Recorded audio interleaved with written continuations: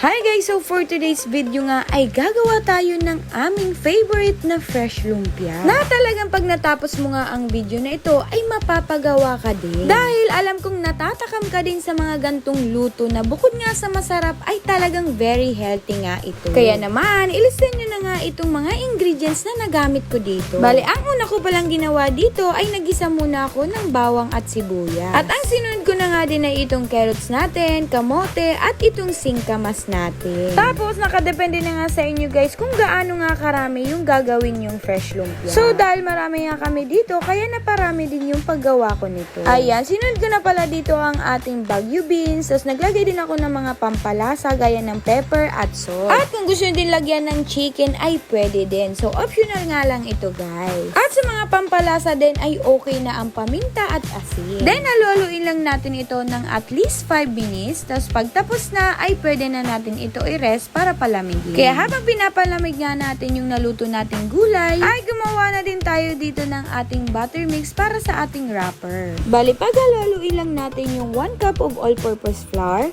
2 tablespoon naman ng mantika, at 2 itlog sa 2 cups naman ng tubig. Ayan, mix-mix lang natin ito hanggang sa makuha natin yung tapang pagkalapot nito. Kaya kumuha na nga din tayo ng tamang kawali para sa ating paggawa ng wrapper. Para sa akin nga mga mi ay medyo dito nga ako nahirapan sa paggawa ng wrapper. Pero nung nag-try at try ako ay nakuha ko din kaagad. Kaya naman walang masama nga sa pagiging failed as long as natututo ka dito. Kaya try lang ng try hanggang sa makuha mo ang tamang wrapper. Para na din sa ating peanut sauce dahil ito talaga ang nagpapasarap sa ating fresh lumpia. Kaya screenshot nyo na nga lang itong mga nalagay nating mga ingredients para sa ating peanut sauce. Napakadali lang guys gumawa ng ating peanut sauce. So ang kailangan lang natin dito ay itong toyo, oyster sauce, brown sugar, bawang, at itong tinunaw nating cornstarch sa tubig para lumapot ang ating sauce. Tsaka parang lasang-lasa talaga ang peanut sauce ay hindi pwedeng mawala ang ating peanut butter. So,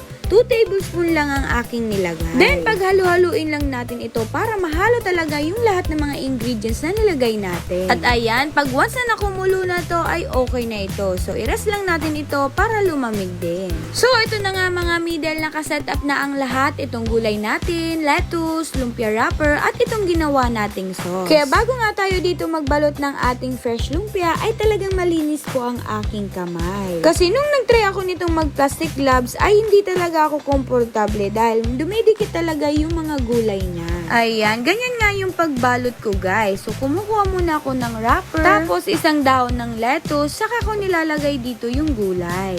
At after nyan ay i-wrap na nga natin ito.